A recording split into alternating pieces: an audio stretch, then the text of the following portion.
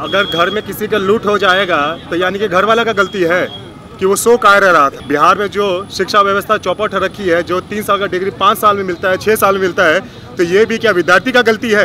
विधानसभा में सीएम नीतीश कुमार जिस तरह से गलत शब्दों का तू ताम करके प्रयोग करते हैं शब्द, उस पर क्या कहेंगे आप? देखिए, हमें लगता है कि ये मानसिक संतुलन उन्होंने अपना खो दिया है। जिस तरीके से उन्होंने भाषा का प्रयोग सदन में किया, ये किसी तरीके से उचित नहीं है। ये साफ दर्शाता है कि आपकी मानसिकता क्या है, आपकी नीयत और नीति क्या है।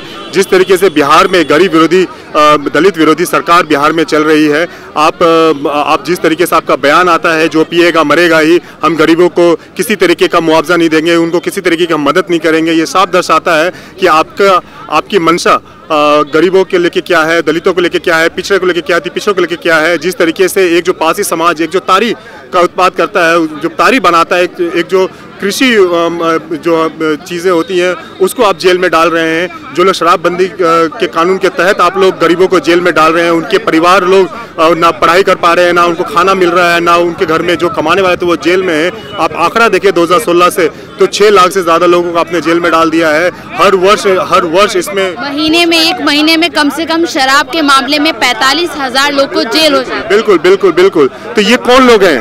क्या ये अमीर लोग हैं? ये सारे के सारे हमारे दलित भाई हैं, जो गरीब भाई हैं। आप उनको प्रताड़ित कर रहे हैं। आपसे अगर शराब बंदी कानून नहीं चलता है तो आप इसको शीघ्र इसको वापस लें। देखिए, आज आप लोग राज्यसभा मार्च करने वाले हैं, आज क्या कुछ मांग रखने वाले हैं आप? जी, आज हम लोग अपने राष्ट्रीय अध्यक्ष आदरणीय केंद्र मंत्री माननीय केंद्र मंत्री आदरणीय श्री पुरुषोत्तम कुमार पाल जी के नेतृत्व में आज हम सभी कोई महामहिम राज्यपाल जी से मुलाकात करेंगे और हमारे 7 बिंदुएं हैं, वो हम उन्हें ज्ञापन सौंपेंगे और उनसे आग्रह करेंगे कि बिहार में शीघ्र राष्ट्रपति शासन लागू किया जाए। नीतीश जी कह रहे हैं कि जो पिएगा वो मरेगा। आप इस तरह के बयान देते हैं तो भाई, अगर घर में किसी का लूट हो जाएगा तो यानी कि घर वाला का गलती है कि वो सो कह रहा था। बिहार में जो शिक्षा व्यवस्था चौपट रखी है, जो 3 साल का डिग्री 5 साल में मिलता है, 6 साल में मिलता है, तो ये भी क्या विद्यार्थी का गलती है कि बिहार में क्यों पढ़ रहा है? अगर किसी सोनकार के यहाँ या किसी व्यवसायी के यहाँ किसी के यहाँ लूटपाट हो जाता है तो क्या उसका गलती है कि दुकान बंद करके रात को सो क्यों रहा था? तो यानी कि लोग अपना गलती कोई नहीं देखेगा। ये नहीं देखेगा कि बिहार में कानून व्यवस्था किस तरीके का चरमरा गया है। नहीं उठता मदद करने का, मुआवजा देने का। ये देखिए, हम क्या कह रहे हैं, ये दलित विरोधी सरकार है। इस तरीके का घमंड इनके वाक्य से समझ में आता है कि आप ये कह रहे हैं कि आपके यहाँ पे, आपके प्रदेश में, आपके नाक के नीचे शराब बिक रही है, आपके नाक के नीचे हत्या हो रही है, आपके कान पे जूं नहीं रेंग रहा है और आप गरीबों की मदद करने से इतरा रहे हैं। आप कह रहे हैं कि भाई जो मरेगा मरेगा, हम उसको कोई मुआवजा नहीं देंगे, उसको कोई मदद नहीं करेंगे। तो ये साफ दर्शाता है कि ये दलित विरोधी सरकार बिहार में चल रही है। जब आप सरकार में थे तब भी तो जहरीली शराब से हत्या हो रही थी, उस टाइम आप विरोध नहीं? क्या उस वक्त भी हम लोग सवाल उठाते थे? खासकर हम लोग सवाल उठाते थे तारी के ऊपर। तारी को एक किसान का उपजाया हुआ उसका दायरा मिलना चाहिए। ये आज देखिए बिहार सरकार क्या कर रही है। जो पासी समाज के हमारे भाई हैं, जो क्या जिसका मूल्य साधनी कमाने का एक तारी है, उसको आपने जेल में डाल दिया है। उसको जेल में जाने से उनके परिवार का रहन पालन पोषण, उनका शिक्षा, वो सब अवरुद्ध हो गया है।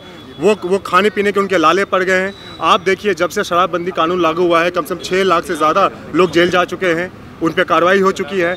अभी आप यहाँ पे अरवल की अगर आप घटना लें, वहाँ पे जिस तरीके से गलत शराबबंदी कानून के तहत और गलत षड्यंत्र के तहत वहाँ पे एक पासवान परिवार में उसके पति को जेल में डाल दिया गया और उसके एवज में वहाँ पे उसके परिवार के बीवी के साथ दुष्कर्म करने का प्रयास किया गया। जब उसकी पत्नी जब थाने जाके रिपोर्ट लिखाती है तो थाना अध्यक्ष उसका रिपोर्ट लिखने से मना करते हैं और इसका क्या परिणाम होता है कि उसी रात उसको जला दिया जाता है, जिसको 5 साल की बच्ची ने यहाँ पे PMCH में दम तोड़ दिया और उनकी माता ने उसको कुछ दिन पहले दम तोड़ दिया।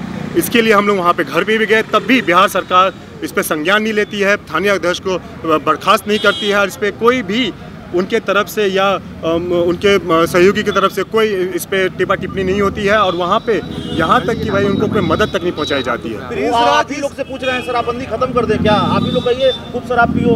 आप देखिए, ये आपका जो नीयत और जो नीति है ये साफ दर्शाती है।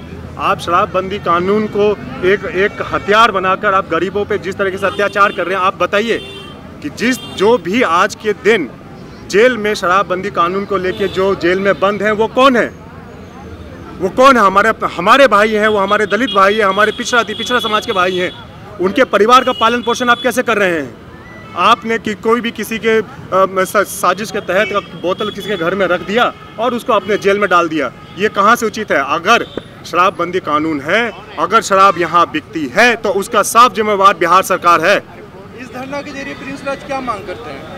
अब ये मांग करते हैं जो सारण में, जो छपरा में जो दलितों साथ नरसंहार हुआ है, उन सभी को मुआवजा मिले, उनको उनके आश्रितों को नौकरी मिले। और ये जिस तरीके का बयान हमारे मुख्यमंत्री जी ने दिया है कि भाई ये जो पिएगा वो मरेगा, इसके लिए वो माफ़ी मांगे। हमारे सभी दलित भाइयों और पिछड़े भाइयों के से वो माफ़ी मांगे। आज राजभवन जाकर क्या कुछ कहिएगा? आज हम लोग राजभवन जाने वाले हैं। हमारे आदरणीय राष्ट्र अध्यक्ष जी के नेतृत्व में हम लोग जाएंगे, महामहिम राज्यपाल जी से मिलेंगे और हम लोग उसमें अपना हम लोग ज्ञापन देंगे, जिसमें हमने 7 बिंदु इसमें हमने रखा है। बिहार में कानून व्यवस्था हो या शराबबंदी को लेकर हो, ये सारी बातों को हमने वहाँ रखा है और ज्ञापन हम महामहिम राज्यपाल जी को सौंपेंगे। धन्यवाद जी।